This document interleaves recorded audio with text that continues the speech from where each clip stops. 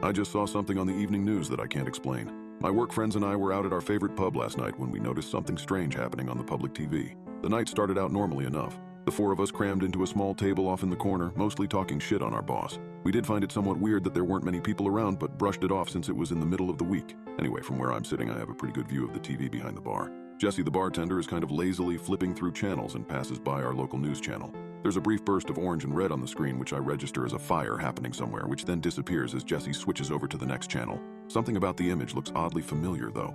"Hey, Jess, can you switch that back?" I call out to her. The news comes back on, and suddenly I recognize the building in the frame. It's my building, and it's burning. Holy shit, I say loudly enough that a few people follow my gaze to the television. That's my apartment. The crowd in the bar falls kind of quiet. Everybody's staring up at the screen now. The screen shows a wide shot of the outside of my building. The camera must be set up on the north end of the block because I recognize a lot of shops on the ground floor. Property management, dry cleaner, convenience mart, etc.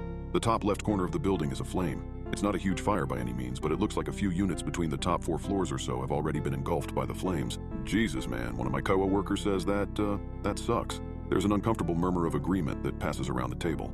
I mean, I don't blame them. I wouldn't know what to say in this situation either. Yep, I agree, just as awkwardly. Thankfully, my apartment is only about halfway up and located on the west side of the building.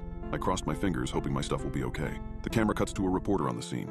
He's standing a little further away. Looking at the shops in the background, I can tell he's across the street on the northwest corner of the building. Firefighters are expected on the scene any moment, he's saying, and hopefully they'll be able to contain this horrible inferno before it spreads any further. As I was saying before, it's very fortunate that everyone was able to evacuate the building before things got too bad. Or who knows what tragic events may have unfolded. He's really laying it on thick. My other CO workers jokes, chuckle a bit. All things considered, at the moment it really didn't seem all that bad. But then, a few moments later, hang on, the reporter on TV says. We're getting some updated information, it seems. Hang on one moment while we readjust the camera. The previously locked down camera starts to shift, the angle focusing on an area of the building about halfway up the west side. All the lights in the building are out except for one. I feel a weird creeping sensation as I start counting the windows from the bottom. 5 up, 2 over, that's my place. I swore I turned that light out, I think at first. Then I see it. There's a person, standing in my window. The camera is zoomed out too far to make out any features, but it definitely looks like a man, and it's definitely standing in my apartment. I watch petrified as the camera zooms in closer. The reporter babbling on about the overlooked, ill-fated soul still trapped in the blazing such and such. As the image gets closer, I start to make out more details. The person is dancing or something.